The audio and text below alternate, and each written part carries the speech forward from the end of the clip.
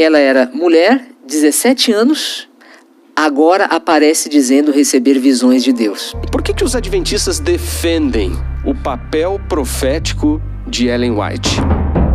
Quando nós ouvimos muitos críticos na internet falando de Ellen White, algumas pessoas não questionam apenas os seus escritos, mas apontam aspectos relacionados à vida de Ellen White também. Se há sonhosão, somos contra. Não tem nem análise. Somos contra. Então...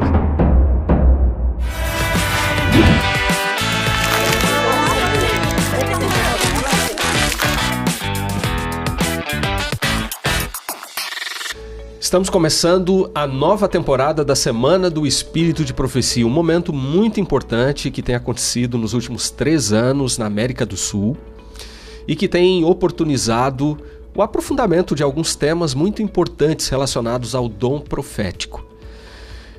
Já é a 3ª vez que eu tenho a oportunidade de estar com colegas, especialistas, teólogos, discutindo temas importantes, mas é a primeira vez em que a gente está fazendo nesse formato de podcast ou videocast, como você preferir. E eu tenho certeza que ao longo desses 5 episódios, que serão transmitidos a cada noite, dos dias 27 a 31 de outubro, sempre às 7h30 da noite, nós teremos aqui momentos de enriquecimento, momentos para a gente tirar dúvidas a respeito desse tema geral da nossa semana. Críticas a Ellen White. Muito provavelmente, ao navegar aí pelas redes, você já tenha se deparado com algumas falas, críticas ácidas, questionando o dom profético de Ellen White, levantando aspectos depreciativos em relação à sua vida, e nós teremos a oportunidade de esclarecer, embora seja fato que ao longo do tempo, ao longo da história, a própria literatura da igreja, vários pesquisadores já tenham respondido com documentações de maneira muito bem equilibrada e profunda a maioria desses questionamentos que não são novos, né?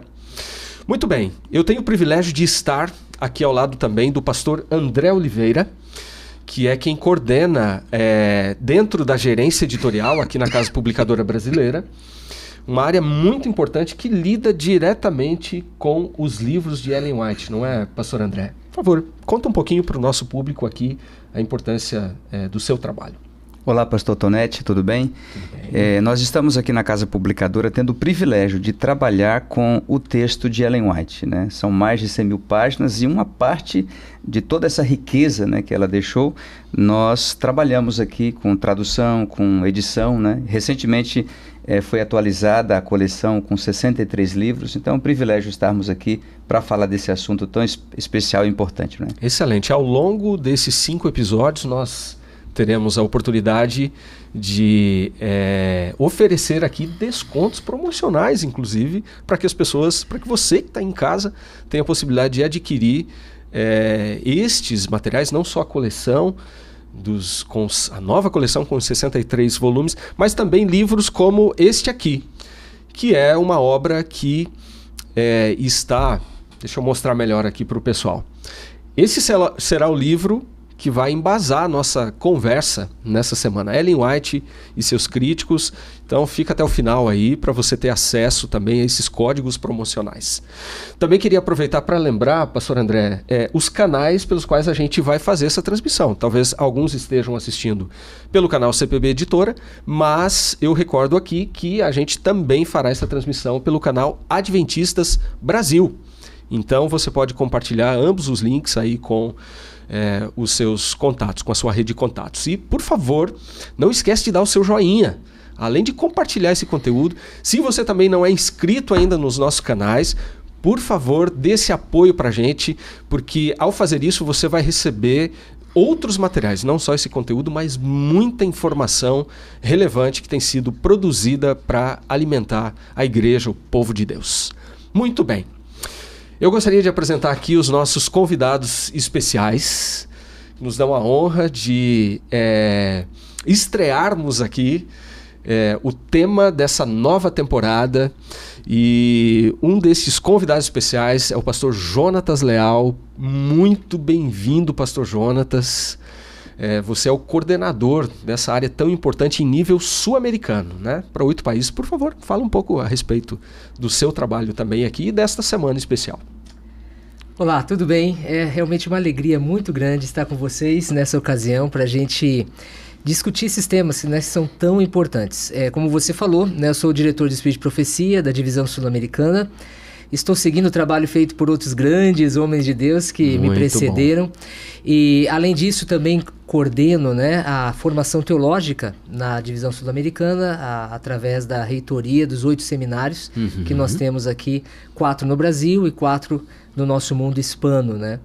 E eu estou muito animado com esse novo formato também, e pelo privilégio de participar desse novo formato, né? A gente, desde 2023, não é isso? Isso. A gente tem a Semana do Espírito de Profecia, que eu acho que basicamente tem 3 objetivos principais. O primeiro é informar os membros da igreja e também aquelas pessoas que não são membros da Igreja Adventista, que ouvem falar muito sobre o Espírito de Profecia, sobre Ellen White na internet, e muitas vezes ouvem falar de maneira distorcida, né?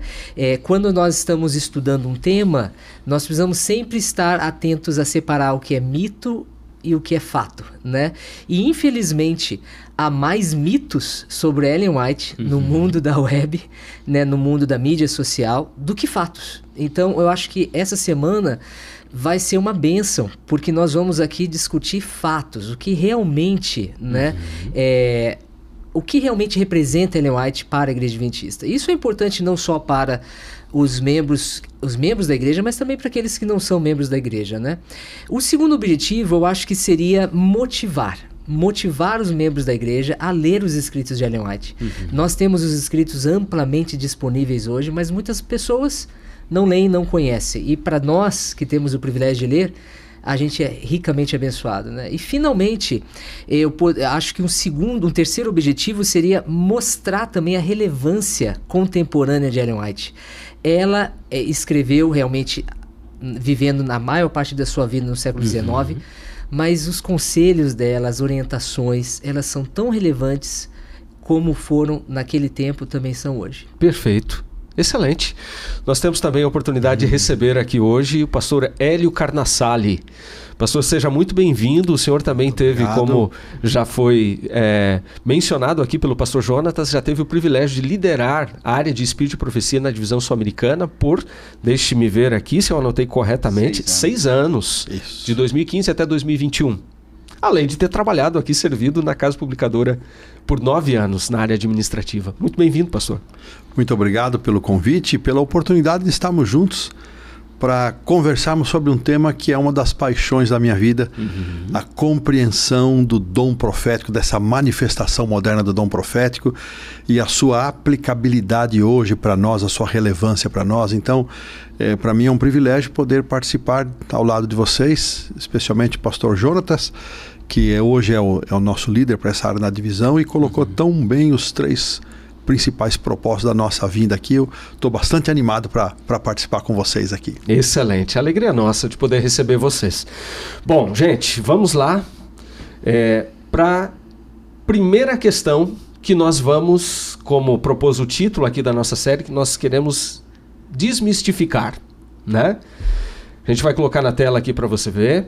Por que os adventistas defendem o papel profético de Ellen White? Bom, e pastor André, acho que é essencial, ao respondermos essa que é a questão geral aqui que norteia o primeiro episódio desta temporada, a gente contextualizar um pouquinho sobre a biografia de Ellen White, a vida de Ellen White, mesmo porque algumas pessoas não questionam apenas os seus escritos, mas apontam aspectos relacionados à vida de Ellen White também. Então, vamos começar fazendo essa pergunta. Quem foi Ellen White?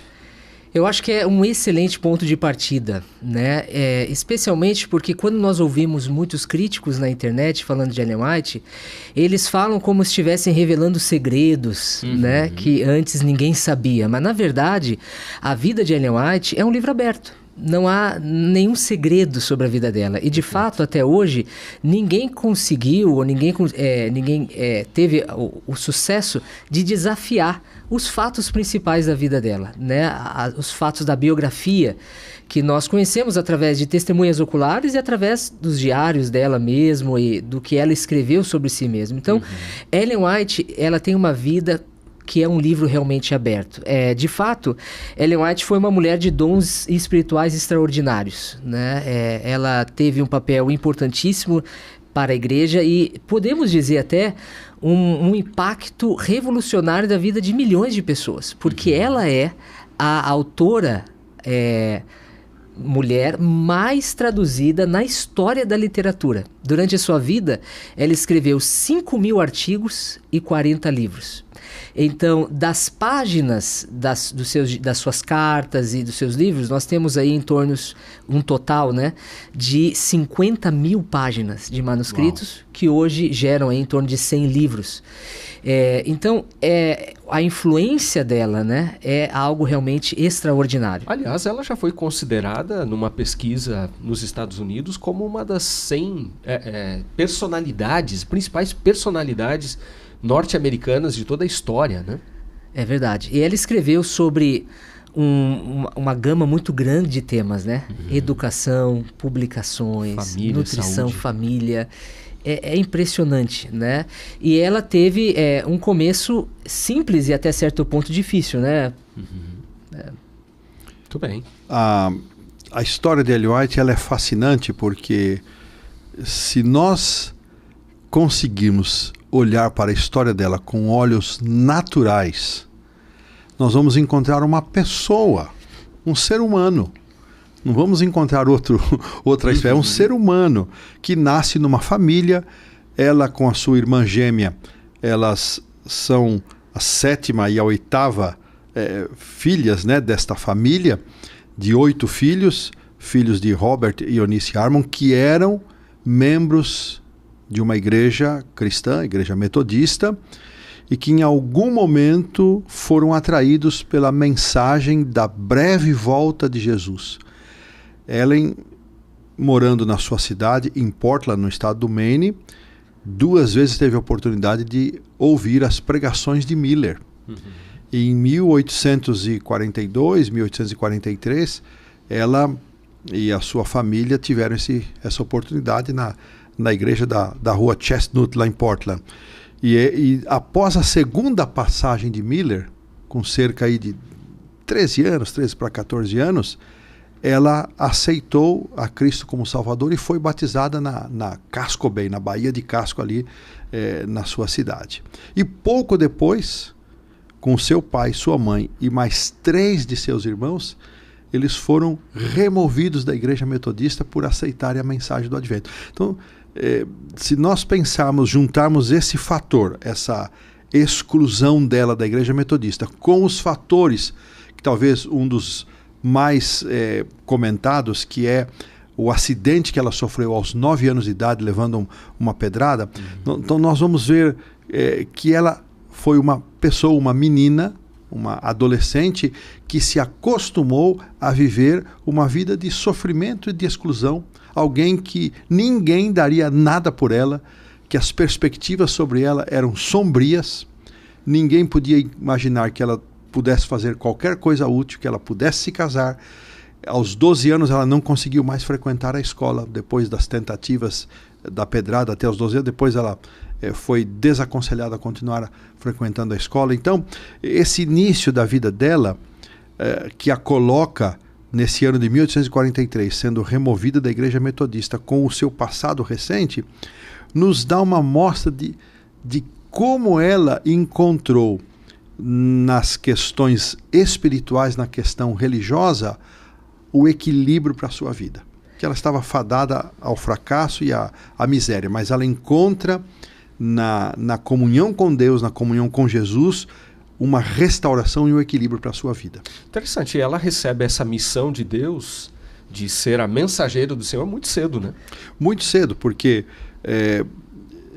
entre 1843 e 1844, até o momento do chamado desapontamento, e seria até interessante a gente explicar um pouquinho, né, pastor Jonatas, para as pessoas que nos ouvem. Então, essa pregação do movimento millerita, nós estamos pensando num país como os Estados Unidos, mas ele teve repercussão na Europa, na América do Sul, num país que tinha 17 milhões de habitantes. Estima-se que cerca de 1 milhão de pessoas ouviram essa mensagem, e isso está documentado por pesquisadores da historicidade religiosa dos Estados Unidos, e estima-se que até, aí os números não há segurança estatística, que cerca de 50 a 100 mil, olha que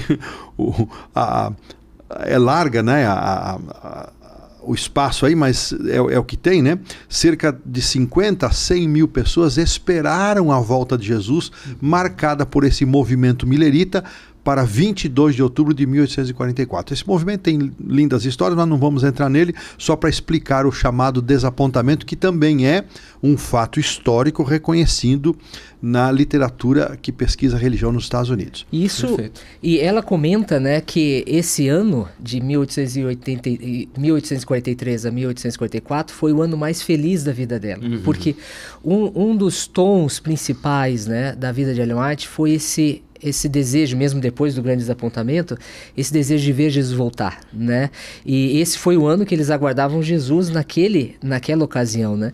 E ela tinha 17 anos de idade, né? E a primeira visão dela aconteceu 2 meses depois desse dia, né? Que foi um dia devastador para o movimento millerita, para os vários grupos que se dividiram, né, dentro desse movimento. E ela, agora, imagine, ela tinha 17 anos. Nessa primeira visão, ela teve essa visão do caminho estreito, né, e Jesus conduzindo esse movimento adventista. Mas aquela do quadro, né? Exatamente. A visão daquele quadro, interessante. Exatamente, foi a primeira visão dela. Mas me parece que é só na segunda visão que Ellen White tem uma dimensão, né, e Deus alerta ela que não seria algo fácil, não seria um chamado fácil, né? Por quê? Ela era mulher, 17 anos... agora aparece dizendo receber visões de Deus, porque ao longo da sua vida ela recebeu 2.000 visões. Essas são as 2 primeiras de muitas que vieram depois, né? Acho que hoje não é diferente. Se hoje nós ouvimos alguém, né, na igreja reivindicando o dom profético, qual que é o nosso primeiro olhar, em geral, das pessoas? É de desconfiança, né? Resistência. Pastor Jonatas, é necessário Pastor Jonatas, também, além de ser do sexo feminino, ser uma adolescente, ela completa 17 anos em 26 de novembro, então pós-desapontamento. Era pobre, sem formação escolar, sem nenhum tipo de formação escolar reconhecida, e num ambiente com exaltado preconceito contra todo tipo de manifestação de sonhos e visões, porque eram muitos os elementos que surgiram após o chamado desapontamento, alegando ter sonhos e visões. Então, a coluna central do movimento millerita adotou uma posição: se há sonho e visão, somos contra. Não tem nem análise. Somos contra. Então, ela foi chamada num ambiente extremamente hostil. Além disso, ela era naturalmente tímida e pouco sociável. Até por isso, porque essa história pregressa aqui rapidamente, o acidente, o afastamento da escola, as previsões sobre ela, não é, até a sua aparência foi afetada. Então ela se recolheu, ela se pôs numa posição de defensiva, se recolhendo. Então todo o cenário era contrário a que ela pudesse fazer qualquer coisa relevante, e despertou nela esse anseio profundo pela volta de Jesus, como você mesmo demarcou. Ela se casa com Tiago White, né? Tem quatro filhos. Desses 4, 2 filhos morrem, né? O mais velho e o caçula. Duras perdas, né? Duras perdas, né? Então, Ellen White não tinha nada a ganhar, né? Na verdade, ela disse que inicialmente foi algo perturbador para ela, né? Essa responsabilidade de ela se tornar agora uma mensageira do Senhor. Mas foram longos anos, né? 70 anos, basicamente, de ministério. Né? O ministério, como o pastor falou, começou muito difícil, mas à medida que o tempo foi avançando, a gente foi vendo, né, os conselhos, a direção que ela deu no início do movimento, né, adventista, que se tornou mais tarde a Igreja Adventista do Sétimo Dia, junto com Tiago White, José Bates, né? Hoje nós temos aqui a Casa Publicadora Brasileira, quantos hospitais, quantas universidades, quantas escolas, e tudo isso, né, teve certamente a mão de Ellen White.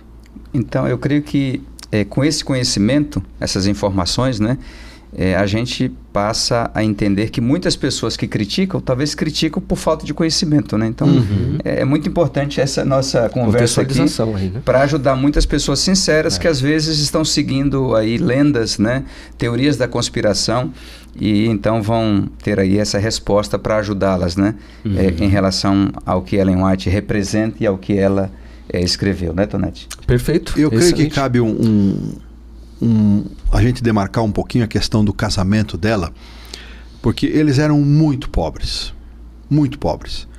e por 5 anos eles viveram de favor, cerca de 5 a 6 anos viveram de favor em casas de pessoas tendo muito pouco ou quase nada, e o pouco que eles conseguiam ganhar para não ser pesados às pessoas que os hospedavam, eles ainda investiam na causa, especialmente na obra de publicações.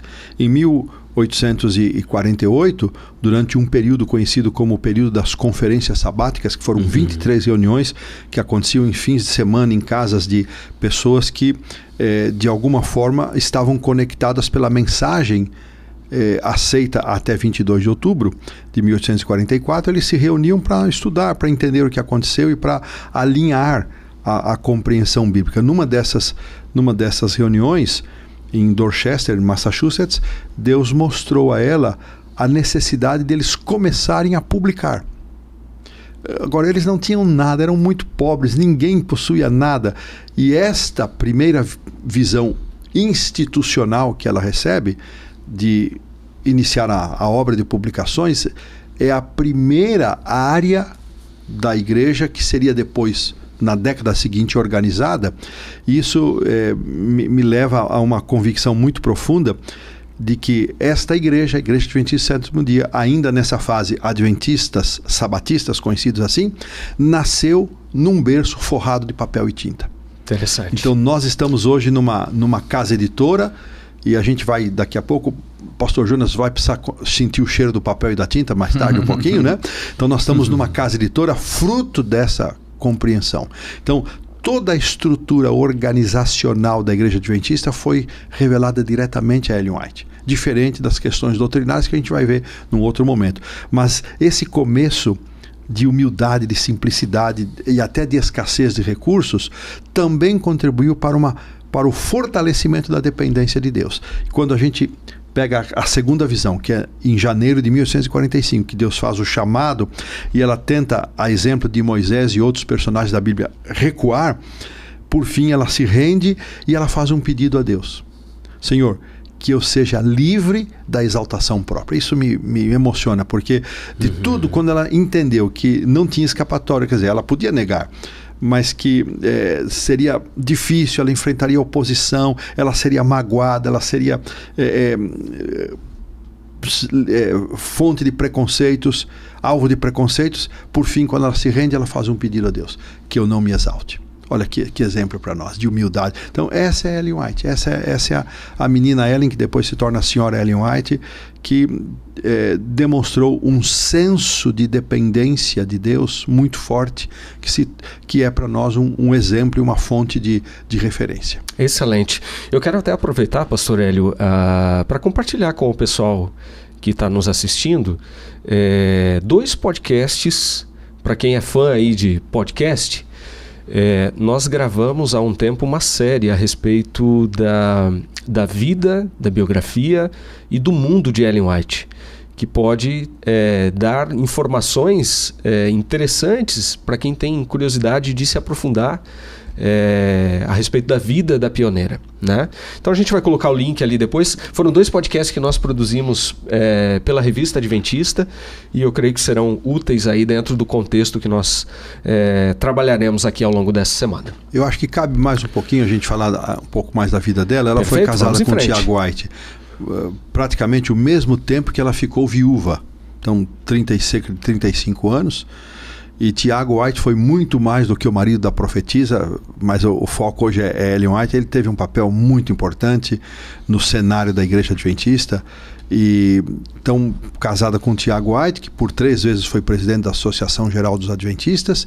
Ela foi, é importante destacar, por 2 períodos ela viveu fora dos Estados Unidos, um período na Europa, na década de 1880, e depois na Austrália, né? na década de 1890. Então, 2 anos, quase 3 anos na Europa e praticamente quase 10 anos na Austrália, onde ela contribuiu para várias coisas importantes e interessantes. E depois, então, quando ela volta aos Estados Unidos em 1901, ela se dedica com foco principal a formatar e aperfeiçoar um bom número de seus livros, especialmente a série conhecida como série O Grande Conflito. Nesses últimos anos, né, últimos 15 anos, quando ela volta da Austrália, ela não volta para aproveitar a aposentadoria, né? Ela segue ativa até o final. E alguns têm dito que esses últimos anos dela foram os anos mais ativos, do ponto de vista das publicações, do ponto de vista desse trabalho editorial, como o pastor mencionou, né? Então, até o último dia de vida, né, de Ellen White, ela realmente esteve ativa. Ela morre em 1915, né? E é um exemplo realmente de fé impressionante. Interessante, porque a gente já vai levantando alguns temas sobre os quais a gente vai falar ao longo da semana. Por exemplo, a gente vai ter perguntas aqui a respeito. Será que Ellen White morreu com dívidas? E por que existiam essas dívidas?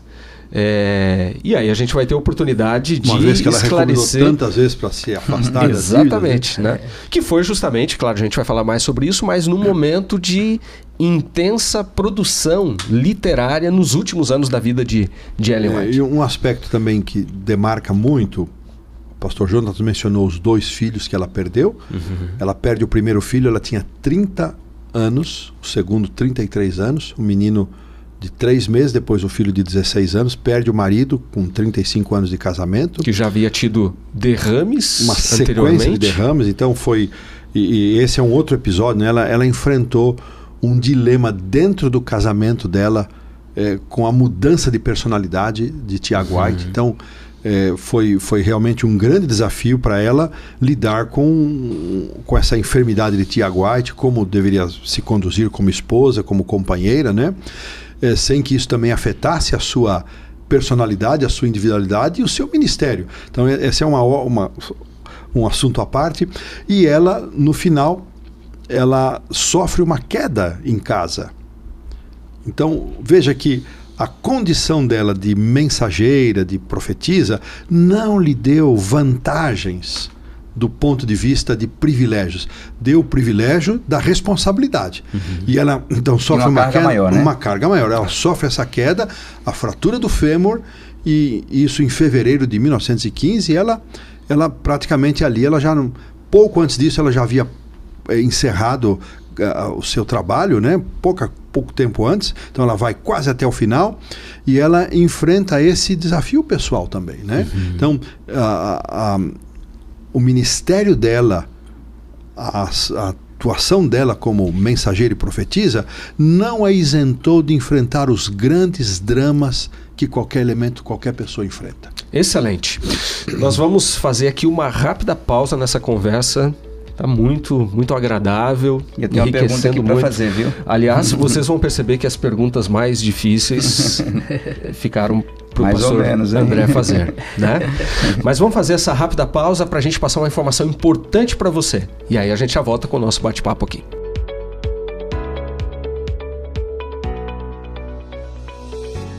Desde o século XIX, a vida e o ministério de Ellen White têm sido questionados, mas nenhuma crítica conseguiu apagar o brilho de sua missão.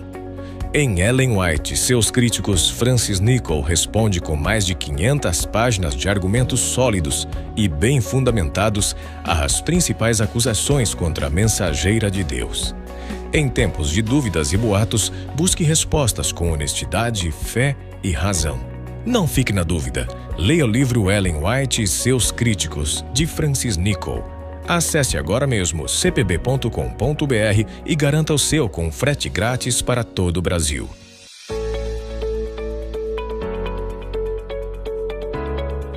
E olha, se você tem interesse em adquirir esse livraço, é uma obra de referência. A oportunidade que a gente vai te oferecer agora é imperdível, viu? Um cupom com 30% de desconto, Pastor André Oliveira, amigos. Que oportunidade interessante. Então é para você que nos acompanhou até agora. E lembrando que a gente vai ter outras oportunidades como essa daqui ao longo dos episódios. Então fique atento. Vai aparecer um cupom de desconto aí na sua tela. E é o momento de aproveitar essa oportunidade. Um livro com 600 páginas, quase 600 páginas, Pastor André. 33 capítulos, Olha só. Preparados por Francis Nichol.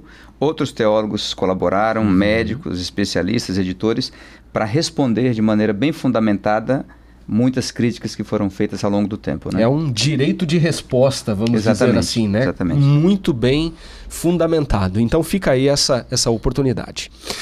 E pessoal, a gente vai ter aqui a cada dia também um quadro intitulado Disse ou Não Disse? Nós já comentamos aqui, você sabe disso, a internet se tornou um mar de desinformação.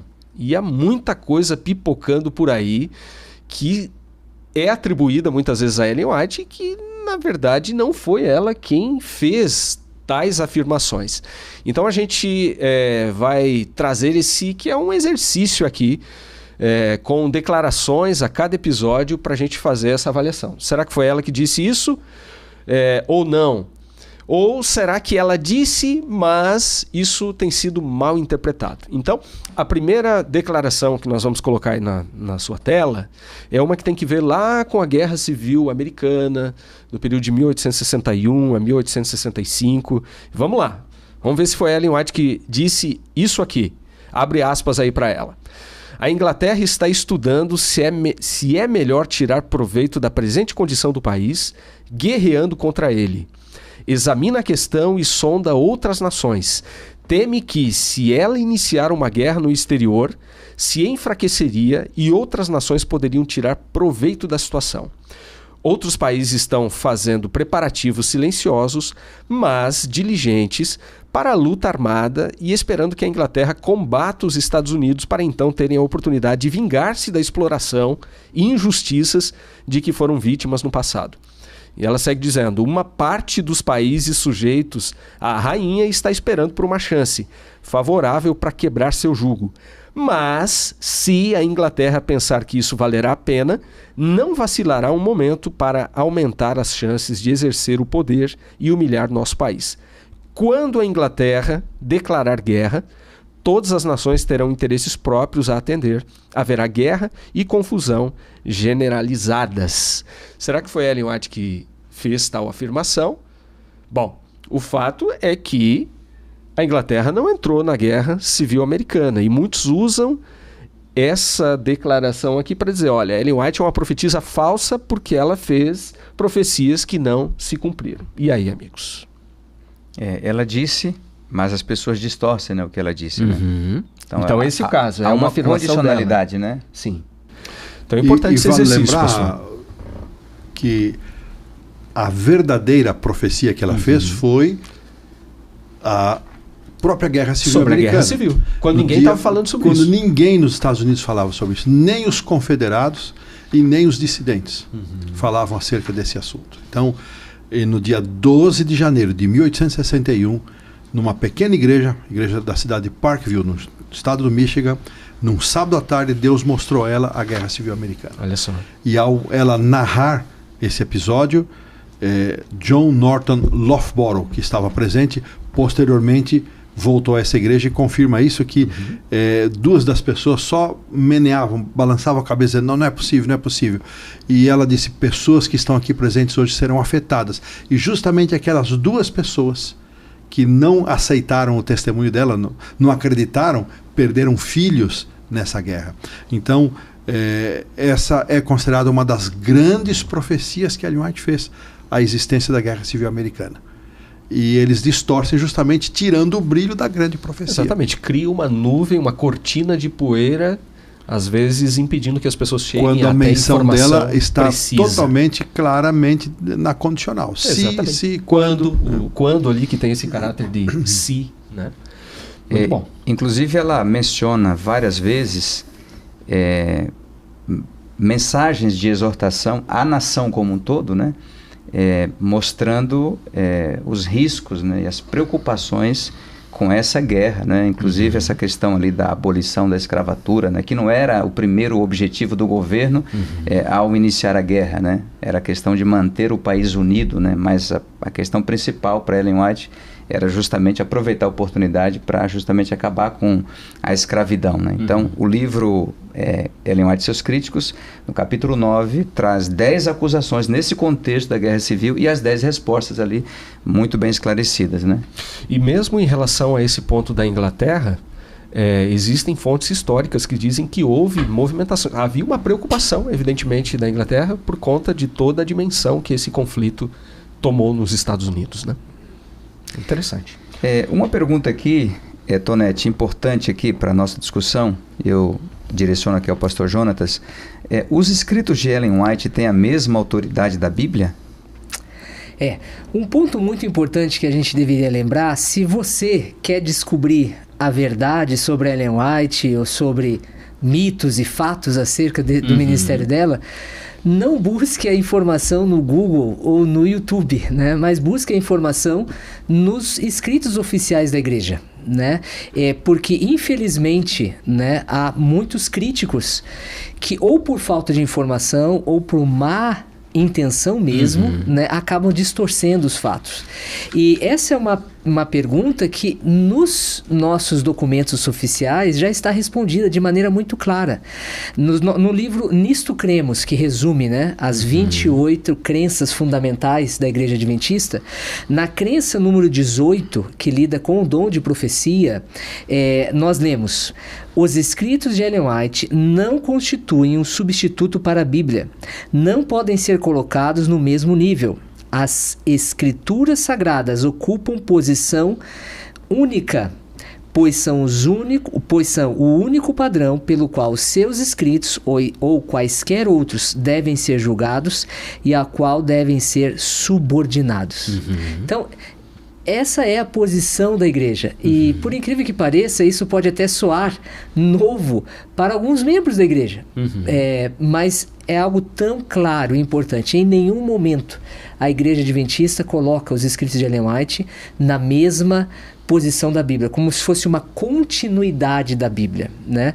Evidentemente, nós reconhecemos os escritos dela como inspirados, mas com uma função diferente. Então, é a mesma inspiração, porque quando realmente nós vamos para o Antigo Testamento, o Novo Testamento, nós não acreditamos em graus de inspiração. Não há profetas mais inspirados que outros. Mesmo profetas que não escreveram livros bíblicos, né? Porque se você, por exemplo, parar para pensar, na Bíblia você encontra profetas canônicos e profetas não canônicos. Então vamos pegar o exemplo de Elias e Eliseu. Elias e Eliseu foram profetas importantíssimos na história de Israel. Ninguém questiona isso. Mas ninguém vai dizer que eles são menos inspirados ou mais inspirados do que Jeremias. Eles falaram em nome de Deus. É o mesmo espírito. É o mesmo espírito. Então é importante reconhecer, né, que Ellen White tem a mesma inspiração dos profetas no passado, os profetas bíblicos, mas tem uma função diferente e subordinada à Bíblia. Porque a Bíblia é a nossa única regra de fé. Interessante, né? O Senhor coordena, já comentou com os nossos espectadores aqui hoje na introdução deste episódio, que o Senhor já foi professor em seminários teológicos e hoje coordena, né, os nossos 8 seminários teológicos sul-americanos. E eu estava pensando no seguinte, a teologia que é explorada na formação dos nossos pastores e que é a teologia da Igreja Adventista do Sétimo Dia, é a teologia bíblica. Nós não temos, como em algumas tradições religiosas que se desenvolveram a partir de sistemas teológicos ali pessoais, teologias, por exemplo, como a teologia luterana, a teologia calvinista. Nós não temos uma teologia, vamos dizer assim, whiteana, certo? Né? Por quê? Porque a nossa teologia é uma teologia bíblica. Fundamentada na Bíblia. De Ellen White. Não depende de Ellen White. Embora ela confirme, né? Sim, claro. Verdade. E é importante nós lembrarmos que desde os primeiros depoimentos de Ellen White até as últimas afirmações, Ellen White chamou a atenção do povo adventista para a Bíblia. Para a Bíblia, todo o tempo. Então, ao longo da sua vida, ela cumpriu esse papel, chamar a atenção para a Bíblia. E um momento histórico assim marcante, em 1909, quando ela pregou o seu último sermão numa reunião geral da Igreja Adventista, que nós chamamos de Conferência Geral, que aconteceu na cidade de Washington, no dia 6 de junho, era um domingo, ela prega o último sermão às 15 horas, às 3 horas da tarde. Terminou o seu sermão, ela ia voltando para sentar-se à plataforma, ela retorna para o púlpito com uma Bíblia na mão e ela pronuncia suas últimas palavras diante de uma reunião mundial dos Adventistas do Sétimo Dia. Ela disse: irmãos e irmãs, eu vos recomendo este livro. Essas foram suas últimas palavras numa Convenção Mundial dos Adventistas. Olha que significado tem isso. Que importância tem isso. Ela não chamou atenção. Ela sabia que não estaria mais em nenhuma outra reunião da Conferência Geral. Era a sua última participação. Ela estava com 81 anos. E ela chama atenção para a Bíblia, como ela sempre fez. Como ela sempre fez.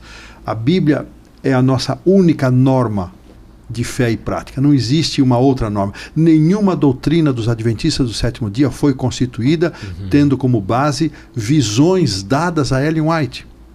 Eu fiz menção naquele período das 23 conferências sabáticas que aconteceram de 1848 a 1850, Ellen White afirma que ela passou uma das maiores tristezas da vida dela, que era não ter a capacidade, entre aspas aqui, de participar das discussões.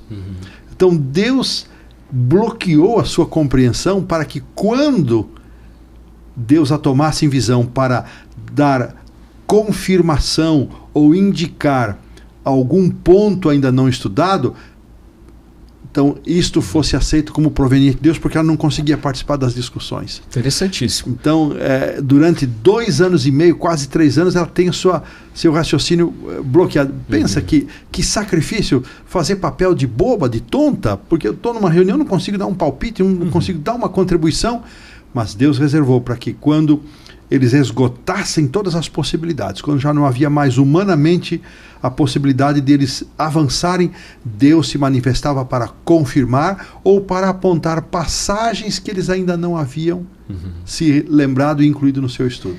E agora, assim foi. Posso fazer uma provocação aqui, uma boa provocação, né? Ellen White se considerava uma chave hermenêutica? Ou seja, hermenêutica tem que ver com a questão da interpretação, né, da Bíblia. E eu acrescentaria um outro ponto relacionado com isso. Os adventistas dependem de Ellen White para interpretar as Sagradas Escrituras? Essa é uma pergunta importante e eu acho que a história nos ajuda a responder, né? Ellen White, na verdade, nunca pretendeu, né, ser um comentário ou servir como um comentário inspirado da Bíblia. Como que se a gente estudasse a Bíblia à luz de Ellen White. Na verdade, deve ser o contrário. Nós estudamos Ellen White à luz da Bíblia. Né? Esse é um ponto importante. E sempre foi uma tentação para a igreja que tinha uma mensageira do Senhor, que tinha uma profecia, uma profeta, depender dessa orientação. Mas Ellen White em nenhum momento incentivou um culto à personalidade profética. Ela sempre levou as pessoas à Bíblia. Inclusive, algumas das doutrinas que se tornaram doutrinas distintivas adventistas foram recebidas por Ellen White com uma certa rejeição inicial. Né? Um exemplo é o sábado. Quando ele ela ouviu pela primeira vez do sábado e a centralidade do sábado, que na verdade não veio da mente de Ellen White, mas é algo bíblico, né? Desde o Éden, Deus já separou o sábado, mas mesmo historicamente você tem ministros, né, anteriores a Ellen White, na época dela, né? Depois José Bates, que foi importante para essa doutrina, né? A percepção dessa doutrina dentro do contexto adventista. Ellen White recebe e ela não... num primeiro momento ela nega até essa possibilidade, mas depois ela continua estudando, e foi muito importante que o pastor Hélio comentou, né? Ela nunca resistiu a essa tentação de ser a palavra definidora, né? Mas sempre Deus levou a igreja a entender. Então realmente nós temos a tranquilidade quanto a isso. Há um registro histórico muito claro que nenhuma doutrina da igreja adventista veio da mão de Ellen White, dos escritos de Ellen White, mas todos foram biblicamente isso construídos. Tem uma relevância para nós, né, pastor Jonatas, porque isso nos estimula o público que nos acompanha e os membros da igreja a nós sermos bereanos, a buscarmos tempo na nossa vida, na nossa agenda, para o estudo da palavra, com oração, porque essa foi a forma que os pioneiros utilizaram para formatar aquilo que ela posteriormente, respondendo aquilo que aconteceu em Minneapolis, ela chama de marcos antigos. Então é muito interessante isso. E pastor Alberto Tim tem 5 analogias muito apropriadas que eu acho que cabe serem mencionadas dessa relação de Ellen White com a Bíblia, ou a Bíblia com Ellen White. Então ele menciona, primeiro, é um farol. Então o farol ajuda a demarcar zonas de perigo. Se você ir além daquilo, você está em perigo. Assim opera o dom profético, os testemunhos, como ela gostava de referir aos seus escritos. O segundo é o microscópio. Quando você coloca alguma coisa naquela lente, você vai ver detalhes, nuances que a olho nu você não enxergaria. Mas veja que o microscópio não altera o conteúdo da lente. A mesma coisa o telescópio, que é a terceira, te dá uma grandeza, um brilho. Pega o livro Desejar a Todas as Nações, maravilhosa. Ela apresenta detalhes, ela não muda a narrativa bíblica, mas ela acrescenta detalhes, ela coloca uma beleza que nos conduz a uma compreensão mais alargada da Bíblia. E a outra questão que pode ser, aqui podemos chamar do GPS, né, essa tecnologia, que nos ajuda, que nos conduz a lugares e a caminhos corretos, evitando aquilo que o apóstolo Paulo mencionou, as falácias, as fábulas, né? O Espírito de Profecia nos ajuda a chegar a uma compreensão mais exata da palavra de Deus, sem sermos atraídos por esses caminhos aparentemente agradáveis aos ouvidos, mas que no fim são caminhos de morte. Pastor Hélio, e é interessante, 2 desses exemplos aí, dessas analogias, como o microscópio e o telescópio, nenhum deles aumenta a realidade no sentido de aumentar células ou de aumentar estrelas no céu. Não muda a realidade. Mas ajuda a ver melhor. Ajuda a compreender melhor. Interessante. E todo o esforço, então, de Ellen White, podemos dizer, se fôssemos destacar 3 aspectos: nos levar para a pessoa do Senhor Jesus, nos levar para a Bíblia e nos ajudar a enfrentar os perigos dos últimos dias. Que na verdade são conselhos bíblicos que estão esparramados na Bíblia, e ela sintetiza, ela reúne esses conselhos, sabedor, nosso Deus, o revelador, de que este povo que viveria neste tempo enfrentaria os mais desafiadores ataques do inimigo. Então Deus dá esse recurso adicional, que é a manifestação moderna do dom profético, que não é para aumentar a Bíblia, não é para corrigir a Bíblia, não é para completar a Bíblia, senão para nos levar à Bíblia. Muito bom. A gente vai falar daqui a pouquinho sobre as características do verdadeiro profeta, e o senhor já comentou, pastor Hélio, algumas características de Ellen White, e a gente vai falar um pouco sobre isso. Mas antes, eu queria levantar aqui uma outra questão.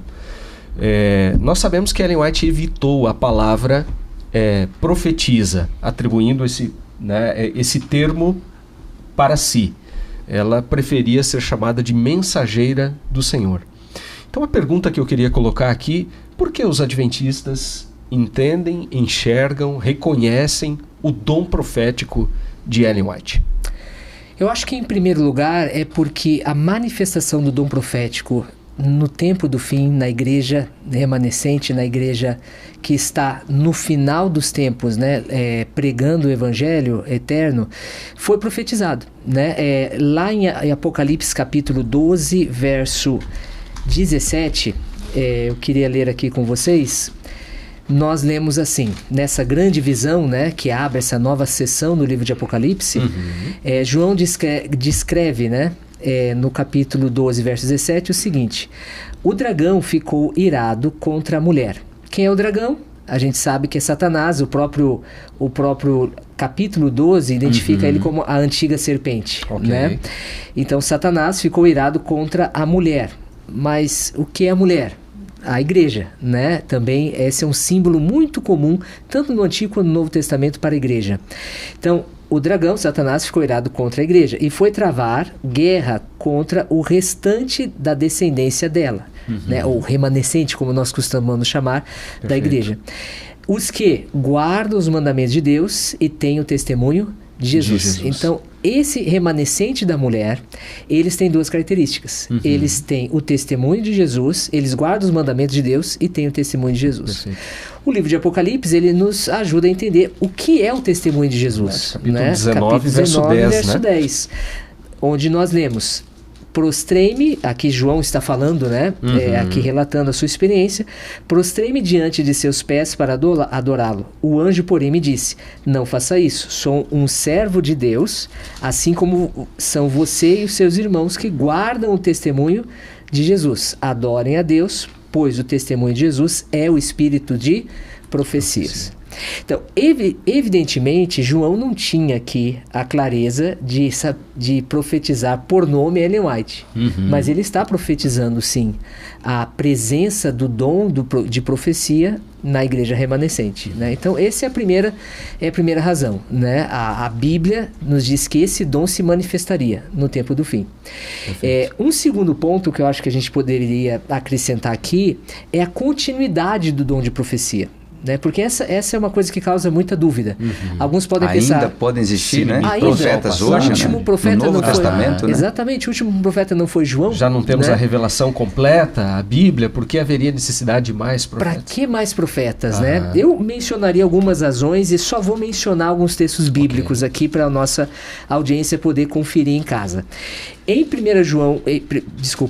Coríntios capítulo 12, verso 10, o dom de profecia é um dos dons para a igreja, no Novo Testamento. Então, evidentemente, ele está presente. Em 1 Coríntios, capítulo 13, verso 8 a 12, o dom de profecia é dado para a igreja, que ela cresça até a parousia. O que é a parousia? A volta de Jesus. Se Jesus não voltou, o dom de profecia ainda é relevante hoje, né, e presente. Em 1 Coríntios capítulo 1, verso 7, nós lemos: não lhes falta nenhum dom, enquanto aguardam a revelação do nosso Senhor Jesus Cristo. Então, se não falta nenhum dom e o dom de profecia está entre os dons da igreja, esses dons vão se permanecer até a revelação do nosso Senhor Jesus Cristo. Efésios capítulo 4, verso 13. Fala que os dons são para a unidade da igreja e o pleno conhecimento em Cristo. Aí ele, citando agora o próprio versículo 12, parte do 12 e o 13. Com vistas ao aperfeiçoamento dos santos para o desempenho de seu serviço para a edificação do corpo de Cristo, até que todos cheguemos à unidade de fé e do pleno conhecimento do Filho de Deus, ao estado da pessoa madura, à medida da estatura da plenitude de Cristo. Então, se nós não chegamos na plenitude de Cristo, os dons ainda são necessários e relevantes. E, finalmente, eu mencionaria 1 Tessalonicenses, capítulo 5, versos 19 a 21, onde fala da necessidade de discernimento. E Paulo diz: não apaguem o espírito, não desprezem as profecias, mas examinem todas as coisas. Claro que há ainda a previsão de Joel, né, que ele também profetiza Joel que no 2. Final dos tempos, Joel capítulo 2, vossos filhos, né, vossos velhos terão visão, né? Então, quando nós vemos o conjunto das escrituras, fica muito claro que o dom de profecia não é apenas esperado, mas ele é necessário, né? Ele é profetizado para que a igreja continue se aperfeiçoando até o fim dos tempos. Pastor Jonatas, e realçando, dos textos citados, né, são as listas de dons espirituais. Ainda podíamos acrescentar Romanos 12, que é a terceira lista, que também menciona, mas do texto que ele menciona, o pastor Jonatas mencionou de 1 Coríntios 12, o verso 11 para mim é muito interessante, porque ele diz que um só é o mesmo Espírito que realiza todas estas coisas, distribuindo-os como lhe apraz. Ou seja, cabe ao Espírito Santo decidir quando e quem vai ter esse dom do Espírito, esse dom espiritual do dom profético. Então, é uma decisão do Espírito Santo, não é nós que controlamos isso, é o Espírito Santo que controla. Então, ele não está limitado, né? Não está limitado, ele não tem data de validade. Olha, isso vai ser só para a igreja primitiva, só para o primeiro século, não tem data de validade. Então, o Espírito Santo continua ativo, distribuindo dons, conforme os textos já mencionados. Agora, então eu destaco isso aqui. Como a gente sabe que um profeta é verdadeiro? Né? Essa é a questão. Essa é a pergunta. É a pergunta, porque qualquer um pode aparecer afirmando ser profeta. Pastor, deixa eu dar uma atravessada aqui. Aí entra o teste, então, né? Lembrando o seguinte, antes da gente falar no teste, que em nenhuma passagem da Escritura, da Bíblia, você vai encontrar qualquer tipo de preocupação se o profeta é inspirado ou não. Mas existem várias que advertem contra os falsos profetas. E se há falsos profetas é porque existem os verdadeiros. Exatamente. Só em Mateus 24, 4 vezes Jesus faz a advertência. Olha, que ninguém vos engane, falsos profetas. Perdão, pastor. Sim, claro. E Perfeito. Jesus mesmo Ótima disse que colocação. não são poucos, são muitos, né? Muitos se levantarão, né? Quem sabe, nesse sentido, haverá mais falsos profetas do que verdadeiros, né? E isso salienta ainda mais a importância de a gente testar. É mais necessário ainda, né? É mais necessário. Pastor Tonete, estamos quase acabando o tempo. Quase aí, né? acabando, exatamente. Qual é a pergunta final aí, né? Não vamos falar nada do teste do profeta? Precisamos. Rapidinho, 4 revisar, testes, 2 do por Antigo favor. Testamento, 2 do Novo. Perfeito. Jeremias 28, 9. Se o profeta profetiza e não se cumpre, falso profeta. Isaías 8, 20. Se não profetizarem segundo aquilo que já está profetizado, ou seja, a lei é o testemunho, se não falarem segundo esta palavra, jamais verão alvo. Um profeta posterior não pode desdizer, contrariar um profeta anterior. Então, 2 testes. Ellen White nunca fez qualquer profecia que não se cumprisse ou nunca contradisse alguma profecia bíblica. No Novo Testamento, Mateus 7,15, os frutos do profeta, a vida tem que estar coerente com o seu ministério. E 1 João capítulo 4, a confissão da humanidade de Cristo, que é, para João, ele inclusive diz, testem os espíritos, análogo ao texto de Paulo. Exatamente. Teste os espíritos, se você não confessa que Jesus o encarna, está fora. Então, 4 testes básicos que devem ser levados em conta, e Ellen White passa nos 4 com summa cum laude. Excelente.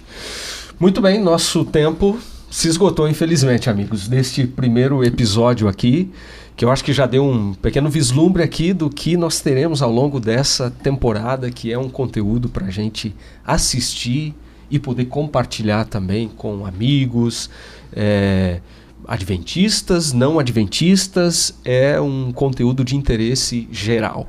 Então eu quero agradecer muito pela participação, Pastor Hélio aqui, Pastor Jonatas, que é o promotor desse grande evento, a Semana do Espírito de Profecia.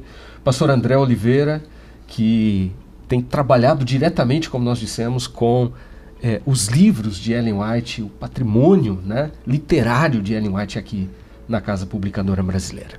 Então, muito obrigado. Palavras finais em poucos segundos aqui. Enfim, vocês voltarão em outros episódios, mas, por favor, se despeçam aí do público também. Sim, apenas meu agradecimento, que bate-papo muito bom, né? Foi esse nosso, e eu acho que há razões plenas realmente para a gente confiar, né, no dom de profecia, nos escritos inspirados de Ellen White, e a gente só tem a ganhar quando a gente segue as orientações do Senhor através de seus profetas. Excelente. Gratidão igualmente registrada. Prazer imenso, e lembrando que o dom profético é um presente que Deus nos dá, manifestação do seu profundo amor por nós. Então, antes de qualquer reação contrária, aceitemos o dom, aceitemos o presente, recebamos de bom grado para desfrutar dele na sua plenitude. Excelente. Amém. E achei interessante aqui o pastor Hélio falando sobre os testes, né, as evidências, fidelidade doutrinária, fidelidade cristocêntrica e frutos na vida dela, né, que a gente possa entender isso e olhar de outra forma para Ellen White, né? Perfeito. Se Deus, nos momentos mais importantes da história, teve os seus profetas por que ele não teria também no momento mais importante do planeta Terra, que é aquele período que antecede a volta de Jesus?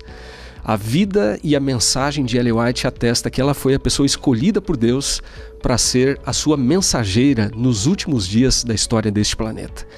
E o conselho bíblico continua o mesmo, que é o de 2 Crônicas 20:20. Crede em seus profetas e vocês prosperarão. Um forte abraço. Até o próximo episódio.